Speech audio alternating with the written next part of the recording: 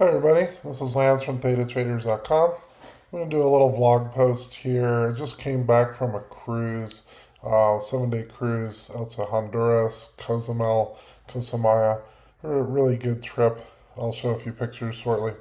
Wanted to go over some of my thoughts that I had on the cruise.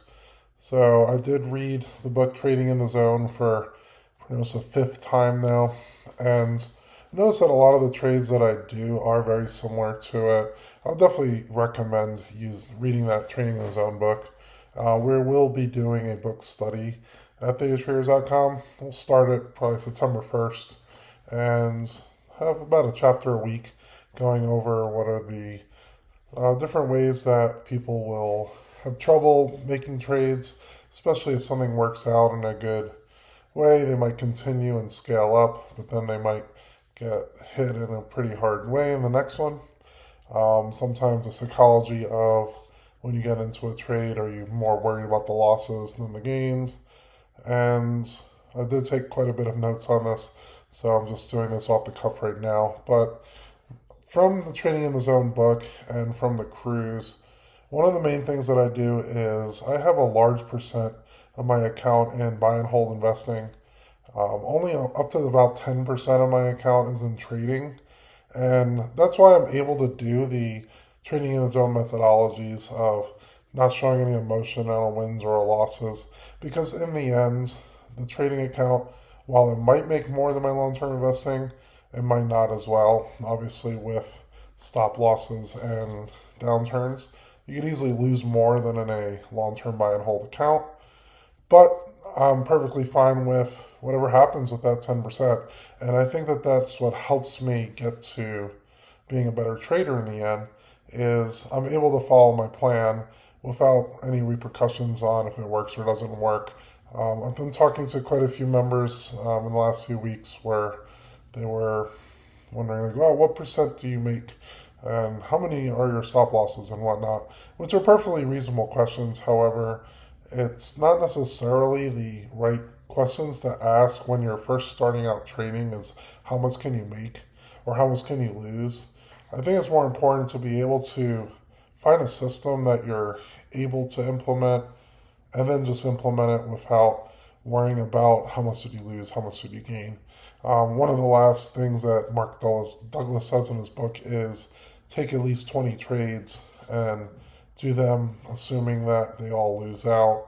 But you have to do the methodology of making sure that you're entering, exiting the trades with defined risks. So let me show a few of the pictures of the cruise. I know this is just an off the cuff video, but might as well see some pictures. There are some cruise pictures. Went on the Carnival Jubilee. Um, I was able to get very good reflections on the reflective water here. That's one of my daughters. We joined with another family here, and this is kids playing. It's my other daughter. Found that very nice hat. And this ropes course, I actually did it as well. I wasn't able to take my phone with me. It was my other daughter doing it. I think this was one of the top maybe 50 scariest times of my life where I actually had to go through that thing. We're perfectly harnessed, but looking down at the water and trying to go through this thing was much more nerve wracking than any type of trades that I might do, where I might lose a few $1,000s on a trade. I'd rather do that than this again. Beautiful view of the water. I took a lot of picture of food. This was Chibang. It had Asian and Mexican food. Like seahorse. This was in Honduras. We did an underwater boat. It was hard to take pictures of that, but then we went above the boat and absolutely beautiful over there. That's, I think, me, right? Yeah, it's me. And then I did one of these where you paddle on the thing and they barely moved. It was a good workout. It made me think that when I got back from the cruise, I better exercise a little bit more. But beautiful picture of my daughter, one of my daughters, and cruise in the background. This was me pretty exhausted, but at least we did it. And Mahogany Beach. So yeah, this was definitely a refreshing cruise, having 7 days off to not have internet, not worry about what's going on in the market and whatnot. I think having these as good refreshers, depending on where you are in your trading, is to take a little break at times. Just leave almost no positions on, or leave some that are completely risk defined, and you're okay if it loses out.